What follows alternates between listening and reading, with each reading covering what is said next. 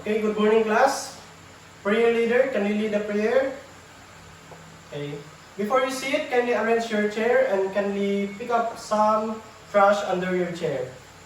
Okay, very good. Let's check your attendance. Okay, only Kenneth is absent. Okay. Who can remember what was our lesson last meeting? Okay, very good. Today, let's jump up to our new lesson, but before that, I have a video where it can give you a hint what was our lesson to tackle today. Now, what you have noticed about the video that I have played.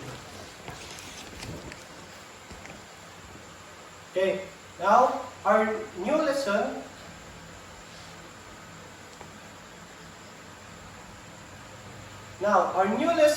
to be discussed today is all about solar system. But before that, the objectives. So atong objectives karon is number 1, identify the planets in the solar system. Number 2, demonstrate knowledge of the solar system by arranging spherical objects of different sizes in order that presents 8 planets and the sun. The third one is explain the characteristic and definition of the planets in the solar system. So, solar system is a group that includes one or more suns along the planets, moons, asteroids, comets, and other extraterrestrial objects around the solar system. Includes one sun and 8 planets. 8 planets in the solar system. Number 1, Mercury. So, Mercury is the closest planet to the sun, and it's very hot during the day and very cold at night because it has no atmosphere to keep in the heat. So, muna ang picture sa Mercury. So, number 2, Venus. Venus is similar in size to Earth but has a thick atmosphere that traps heat, making it the hottest planet. It covered in thick clouds and make it hard to see its surface. Number 3, Earth. Earth is our home. It's the only planet we know of with life.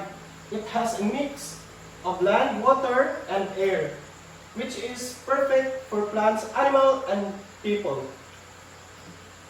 Number 4, Mars.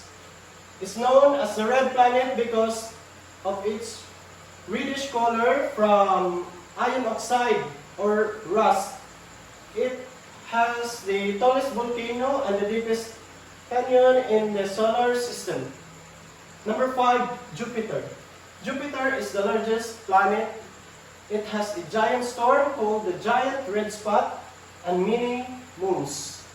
It's so big that it could fit more than 1,300 Earths inside it.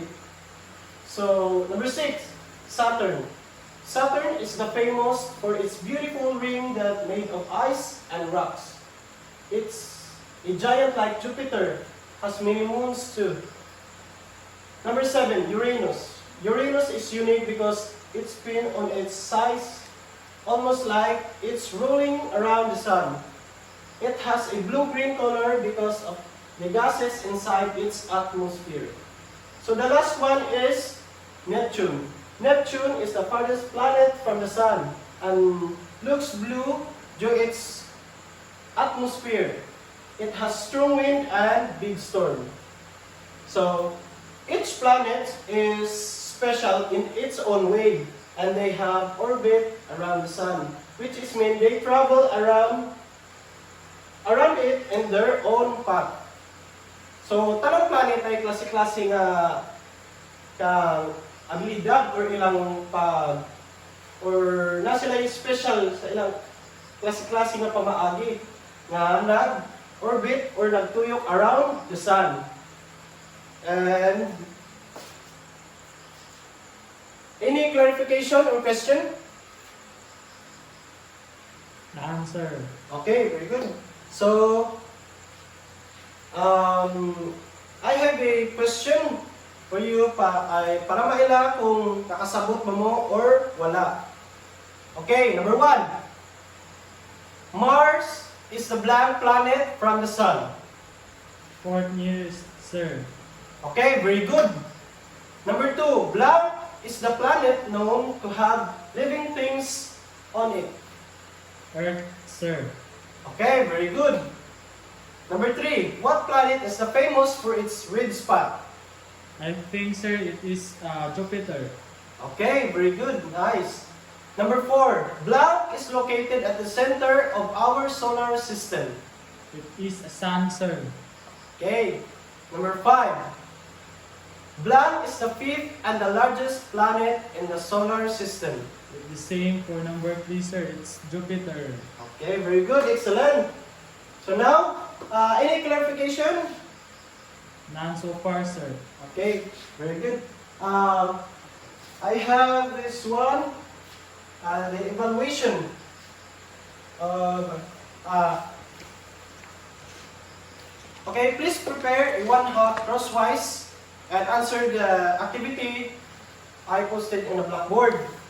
I'll give you 2 minutes to answer your activity. Okay, time is up. Finish or not finish, kindly pass your paper in front.